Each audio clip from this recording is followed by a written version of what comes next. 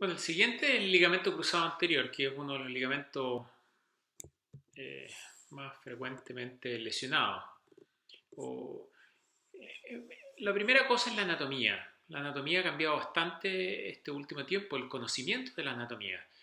Eh, las técnicas de reconstrucción están basadas en gran medida en la anatomía del ligamento. Ahora, en un primer momento se pensaba que el ligamento era más bien una sola estructura, después se pensó que era una doble banda, y por lo tanto había una banda anteromedial y una posterolateral. Y el conocimiento actual, que es de los últimos años, ha echado por tierra un poco el concepto de la doble banda y de los trabajos de Migielski, que son trabajos anatómicos, se pudo demostrar que en realidad más que una doble banda era una cinta. Y así vemos, aquí ustedes pueden ver, aquí en la cómo el cruzado anterior parte como una cinta y termina como una cinta. Este es el punto de inserción a nivel femoral. Esta es una vista medial del cóndilo lateral. Y ustedes pueden ver cómo la cortical posterior del fémur se continúa con la inserción del ligamento cruzado anterior. Ahora, las dimensiones de esta cinta tiene un ancho de 11,4 a 16 y es bastante delgadita, de 2,5 a 3,8 milímetros. Bajo el concepto de la doble banda se desarrollan muchas técnicas quirúrgicas de reconstrucción y ahora se está repensando la cirugía en función de estos nuevos, entre comillas, conocimientos anatómicos. En cuanto a la epidemiología, la incidencia es 1 a 10 roturas de ligamento cruzado anterior cada 1000 habitantes. El mecanismo habitualmente es un valgo forzado o en que además compromete el ligamento colateral medial, hay hiperextensión y rotación interna. Una cosa bien interesante que uno piensa que estas lesiones son por trauma directo, sin embargo el 80% son sin contacto, o sea, no hay golpe directo y habitualmente el deportista, el futbolista va corriendo solo, gira y presenta la rotura del ligamento. El riesgo por género es más frecuente, si bien es cierto, hay un volumen mayor de hombres con rotura de ligamento cruzado anterior, la relación entre hombres y mujeres es de 1 a 3, siendo 3 a 4 veces más frecuente en mujeres que en hombres por las mismas horas de juego. O sea, si uno corrige por horas de juego es más frecuente en mujeres, pero hay más hombres jugando a la pelota. En los últimos años también ha existido un incremento en grupos etarios más jóvenes, digamos, en niños y adolescentes. Ha habido un incremento de un 400% y el 50% de las roturas de ligamento cruzado anterior se presentan entre los 15 y los 25 años. En nuestro medio, el fútbol es la gran causa de rotura de ligamento cruzado. En cuanto a qué es lo que hay que hacer, primero sospechar por el perfil epidemiológico y por el mecanismo. Habitualmente los pacientes refieren que iban corriendo, como les decía, sin un mayor contacto, tuercen su rodilla y empiezan con dolor intenso. Habitualmente hay un chasquido por medio y aumento de volumen de la rodilla, que normalmente es a base de sangre. El examen físico tenemos que el 70% de las hemartrosis, o sea, la sangre dentro de la rodilla, se producen por rotura del ligamento cruzado anterior, hemartrosis sin fractura, digamos. Y habitualmente para las lesiones agudas el signo clínico más importante es el Lachman. Aquí vamos a ver, fíjense, el Lachman es un desplazamiento anterior de la tibia en relación al fémur. Ahí estoy haciendo el examen dentro del pabellón, bueno, un paciente relajado, lo cual coopera obligadamente. Y este paciente además hay que examinar los colaterales y fíjense cómo además tiene una inestabilidad medial. Ahora, en cuanto a la imagenología, la radiología, o sea, la radiografía común y corriente a lateral, se utiliza básicamente para descartar fractura. En el contexto del ligamento cruzado anterior, a veces pedimos lo que se llama túnel intercondilio, que es una proyección especial para ver arrancamientos del ligamento cruzado desde la tibia, o sea, fracturas de espina. Y la resonancia claramente es el examen de elección para hacer el diagnóstico. Ahora, otro concepto es la insuficiencia del ligamento cruzado anterior. Uno se rompe el ligamento cruzado anterior y tiene dos posibilidades. Uno, presentar este cuadro que se llama insuficiencia del ligamento cruzado anterior, y otro es tener roto el cruzado pero no manifestar la inestabilidad. En general, los pacientes que tienen insuficiencia tienen un antecedente de un trauma con episodios posteriores de inestabilidad. Los pacientes lo refieren como que se les sale la rodilla, que no la sienten firme. Por lo tanto, tener roto el ligamento no es igual que tenerlo insuficiente. Ustedes pueden tener un paciente con una rotura del ligamento cruzado anterior sin que haya ni que presente la inestabilidad. Ahora, los que tienen una insuficiencia del ligamento cruzado anterior sí se asocia a deterioro de la rodilla y en última instancia a artrosis de la misma. Por lo tanto, es muy importante detectar estos pacientes antes de que tengan lesiones asociadas significativas, sobre todo a nivel de sus cartílagos y sus meniscos. Pero lo habitual es que si existan. En cuanto al examen físico, puede haber o no derrame, porque ya se puede haber reabsorbido, evidentemente ya no hay una hemartrosis, aunque sí puede haberla porque pueden lesionarse otras estructuras y dar un sangramiento al interior de la rodilla. El Lachman evidentemente es positivo, es nuestro signo más sensible y específico. El pivot shift también puede ser positivo, sin embargo es un poco más complejo de sacar. En los casos que es positivo, habitualmente tiene un alto valor predictivo. Sin embargo, si es negativo, no necesariamente el cruzado está indemne. El pivot shift, además, es un signo que de alguna forma determina una cierta laxitud del componente anterolateral y traduce una inestabilidad rotacional, es decir, un desplazamiento anterior con rotación interna. Y por último, de los signos clínicos habituales está el cajón anterior, en el cual lo que yo hago es generar un desplazamiento anterior con la rodilla en 90 grados. Aquí vamos a ver, aquí estamos examinando un paciente en el policlínico, fíjese cómo tiene un Lachman positivo, un desplazamiento. El Lachman no solamente traduce el desplazamiento, sino que en forma normal ustedes deberían esperar un tope firme en el movimiento, o sea, una desaceleración brusca. Y ahí estamos haciendo el pivot shift.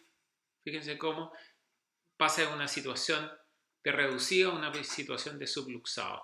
Y por último, dos formas de hacer el cajón anterior. Esa es la más habitual, que se sientan en el pie del paciente y traccionan hacia adelante, buscando desplazamientos asimétricos en relación al contralateral.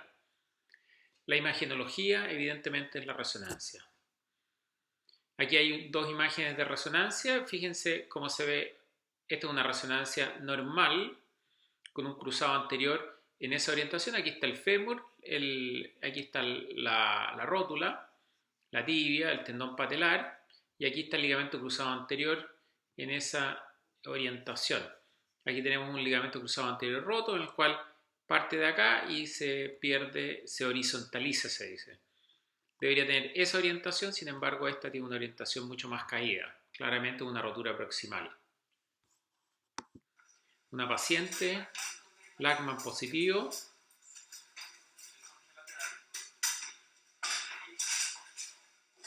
Ahí está reducido. Aquí pasa el subluxado. O pueden partir de reducido a subluxado. Y ahí se vuelve a reducir.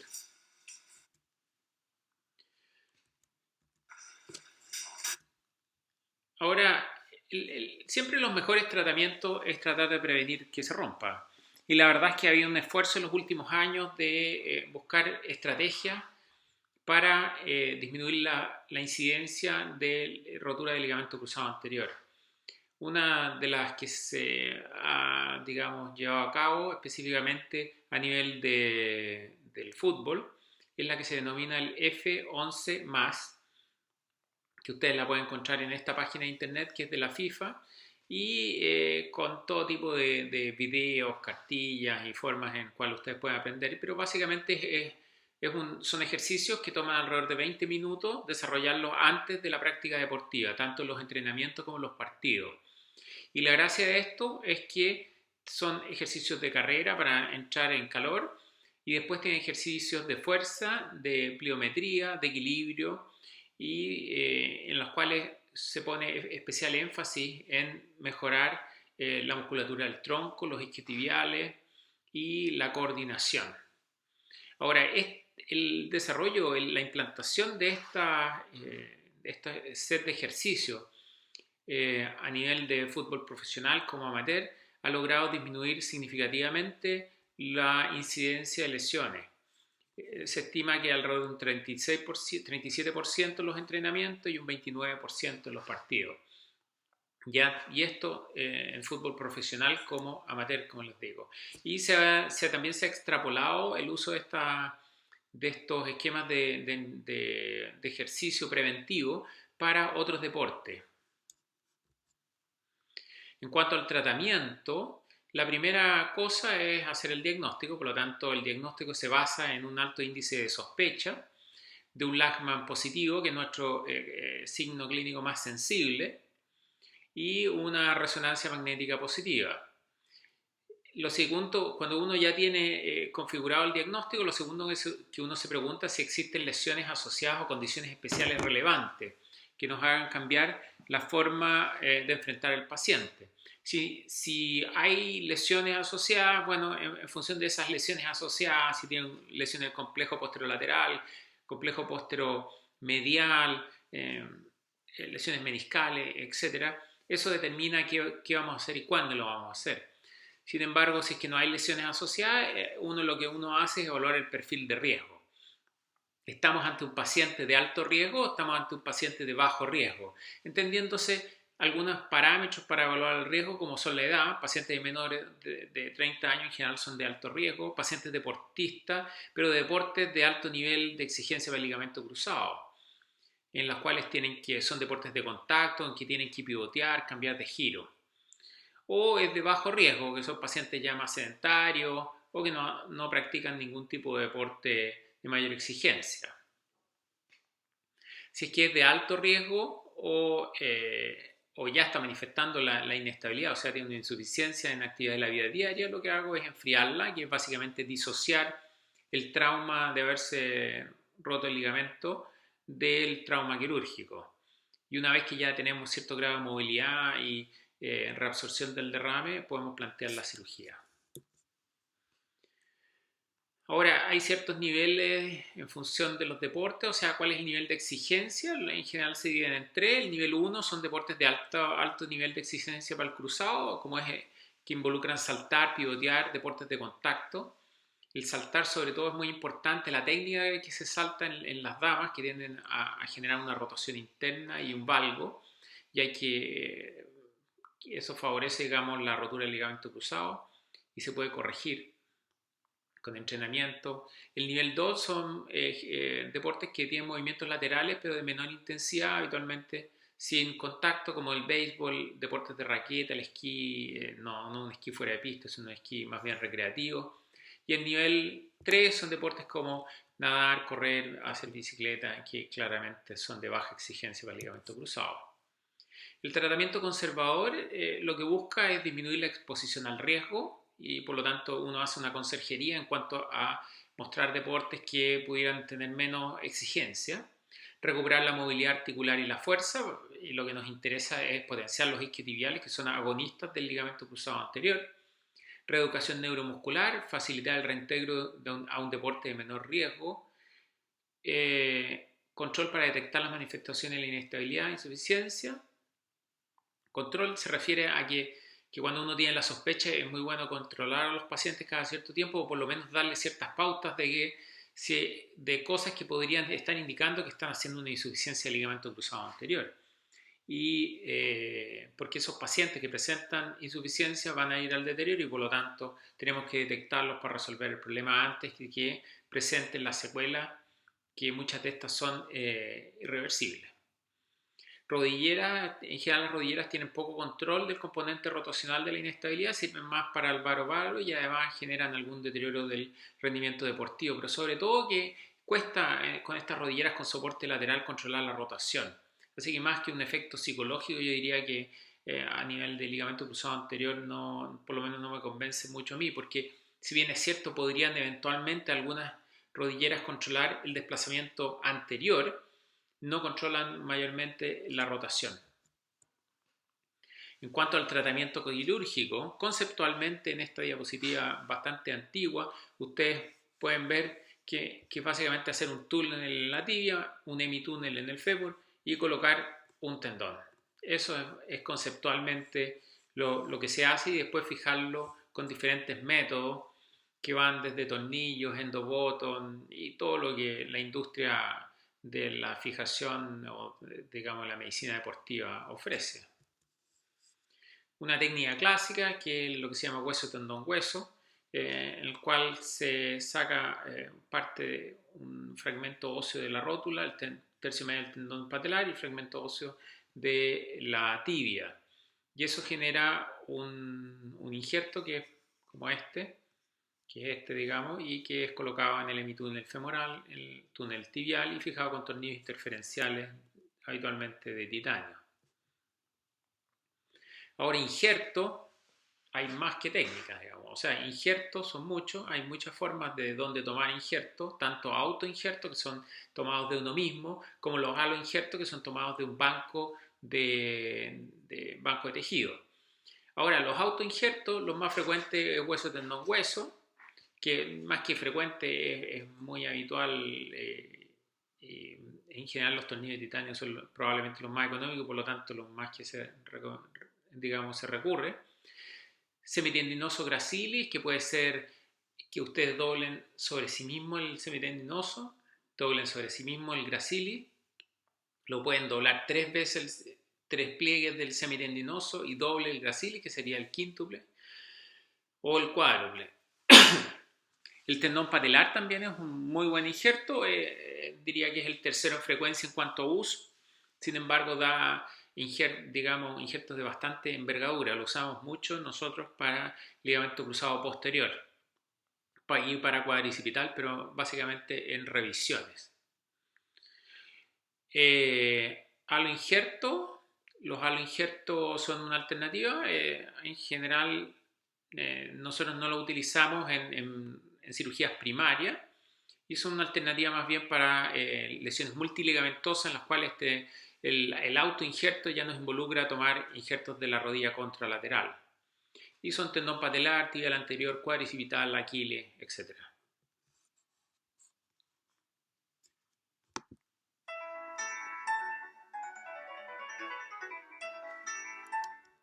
Aquí tenemos una cirugía del ligamento cruzado.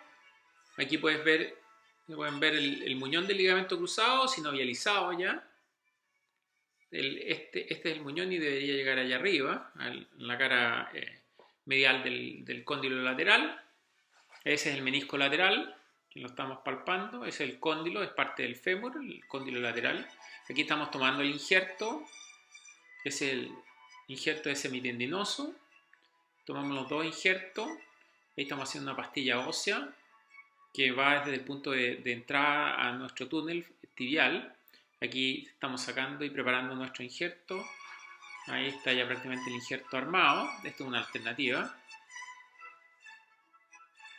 Esta es una guía que nos permite salir exactamente en el punto donde va el muñón del ligamento cruzado. Ahí está, es la guía, nos permite decir justo el punto de salida para hacer el túnel. Esto es una broquita de 2,5 milímetros para que tengan una idea del aumento que hay ahí. Y ahí es justo donde está, entre medio de las espinas, está el punto de emergencia del ligamento cruzado anterior nativo. Es una guía femoral que nos da la orientación hacia la colocación del túnel femoral. Nosotros habitualmente lo ponemos a las 10:30, esto es como que fuera un reloj, a las 10:30, antes se ponía a las 11, sin embargo se ha visto por estudios biomecánicos que en la medida que bajemos un poco la inserción femoral, obtenemos mayor control rotacional. Ponemos la misma guía, una guía de 2,5. Acá está el ligamento cruzado posterior. Y después hacemos el hemitúnel con estas que son fresas acanaladas, o sea, tiene un orificio al medio y a través de este orificio uno puede, digamos, seguir la guía. El paso, ese es una guía con ojal, que tiene un ojal al final. Nos permite pasar una sutura, la cual esta sutura tracciona el injerto al interior de los túneles. Ahí va la sutura y esta guía permite pasar y deja un piquitito. Ahí estamos tomando la sutura para llevarla desde el portal anteromedial a el túnel femoral, porque tiene que entrar por el túnel femoral interior de la articulación y irse hacia el fémur. Ahí tenemos el túnel femoral, donde va la entrada al túnel. Ese es el ligamento cruzado posterior y este es el túnel tibial. Y al final del túnel está la entrada en la cara anteromedial de la tibia, por donde vamos a entrar nuestro injerto. El injerto, 11 milímetros, quíntuples ese, un bastante buen diámetro. Ahí va entrando el injerto en el túnel. Todas estas son las paredes del túnel. Es una pastilla que tiene 1,5 centímetros, 15 milímetros. Y el resto entra también alrededor de... Ahí estamos colocando una varilla que es una guía de litinol que guía el tornillo hacia el interior del túnel, debido a que el tornillo comparte el lumen del túnel con el injerto y por lo tanto expande el túnel y de alguna forma, y esa es la forma de la cual fija el injerto a las paredes del túnel. La gracia de la fijación con tornillo es que deja una fijación bastante cerca del nivel articular. Esa es la guía litinol que permite guiar el tornillo directamente hacia el túnel femoral. Ahí tenemos que flectar la rodilla y ahí fíjense que es un tornillo reabsorbible, un tornillo que después de un año se reabsorbe una vez que ya el injerto está absolutamente incorporado al túnel.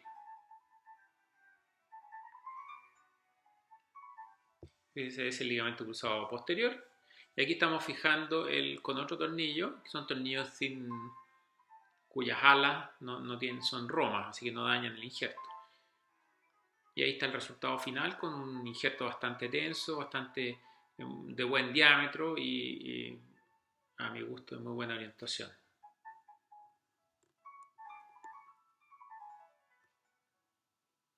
De ahí lo que hacemos es comprobar la extensión para evitar que se pellizque acá arriba, digamos, que no tope, que permita la extensión o la movilidad completa. Recuerden que los ligamentos lo que hacen es permitir la flexoextensión, pero sin restringirla. O sea, sin restringirla, deberían restringir otro tipo de movimiento. En general se hacen 35 cirugías al año cada 100.000 habitantes, un riesgo de 0,035%. Si uno se rompió el cruzado, el riesgo de romperse al otro lado es de 8 al 16. O sea, es más probable, si uno se rompe un ligamento cruzado, es más probable que se rompa el otro lado en relación a la población. El riesgo de re-ruptura de un injerto es de un 6%, o sea, es menos probable. Sin embargo, es más frecuente la rotura del injerto en los primeros 12 meses. Por lo tanto, en general, los pacientes deberían cuidarse los primeros 12 meses de hacer actividades de alta exigencia física. Ahora, se ha visto, sin embargo, digamos, se ha visto que cirujanos dicen 6 meses y está jugando, pero la verdad es que incluso seguido de esos pacientes, de esos cirujanos que dicen no, 6, 8 meses va a estar jugando, la mayoría de esos pacientes realmente están jugando al año, incluso deportistas de alta exigencia. Pacientes jóvenes operados con halo injerto tienen más riesgo de re-ruptura, eso es, y la mezcla de los dos factores aumenta aún más el riesgo, o sea, ser joven y tener halo injerto es un riesgo de re-ruptura dentro de los primeros 5 años. Y si tienes joven y halo injerto, es más riesgo que ser joven o que tener halo injerto en forma independiente, no se suban, se potencian el efecto. Por lo tanto, en general los injertos nosotros no los usamos en cirugías primarias y los usamos en cirugía de lesiones más bien multiligamentosas, o sea, para reconstruir debido a la falta ya de autoinjerto. Un tercio de las roturas, esto es interesante, que solo un tercio son roturas aisladas del ligamento cruzado anterior Y eso de alguna forma habla que solo un tercio de las cirugías se logran hacer en pacientes que tienen solamente su ligamento cruzado anterior roto. Y tenemos muchos pacientes que ya llegan más bien en la etapa de insuficiencia del ligamento cruzado anterior y con lesiones meniscales o lesiones condrales o lesiones de otros ligamentos, y probablemente porque cuesta hacer el diagnóstico o el diagnóstico no se hace en el primer episodio. En general tenemos altos porcentajes de buenos resultados con un 75% de la reincorporación deportiva full. El 10% persisten con inestabilidad rotacional y eso es re importante porque la inestabilidad rotacional residual puede llevar a un deterioro de la rodilla incluso en pacientes operados. Ahora, esta inestabilidad rotacional se da casi independiente también de la cirugía o de la técnica que uno utilice. Y lo que se sabe actualmente que depende más del compromiso anterolateral o de ligamentos anterolaterales que irían en la parte anterior y lateral de la rodilla y que controlarían también la rotación interna. Por lo tanto, cuando uno tiene una rotura del ligamento cruzado anterior, muchas veces no solamente tiene una rotura del cruzado anterior, sino que tiene lesiones de estructuras periféricas que no se diagnostican por la resonancia. Y esto es re importante porque una de las formas de hacer mejor el diagnóstico en inestabilidad rotacional es el hacer bien un pivot shift. Sobre todo tiene especial relevancia el hacer el pivot shift en pacientes operados para detectar este grupo de personas que persisten con inestabilidad rotacional y que eventualmente están operados y piensan que ya están bien y en realidad pueden tener una inestabilidad residual. Por otro lado, una resonancia con injerto OK no descarta la inestabilidad residual, por lo que conversamos que puede haber un componente periférico. Y aquí la conserjería o la reconstrucción del componente anterolateral es esencial, porque un paciente inestable lleva a un deterioro de la rodilla.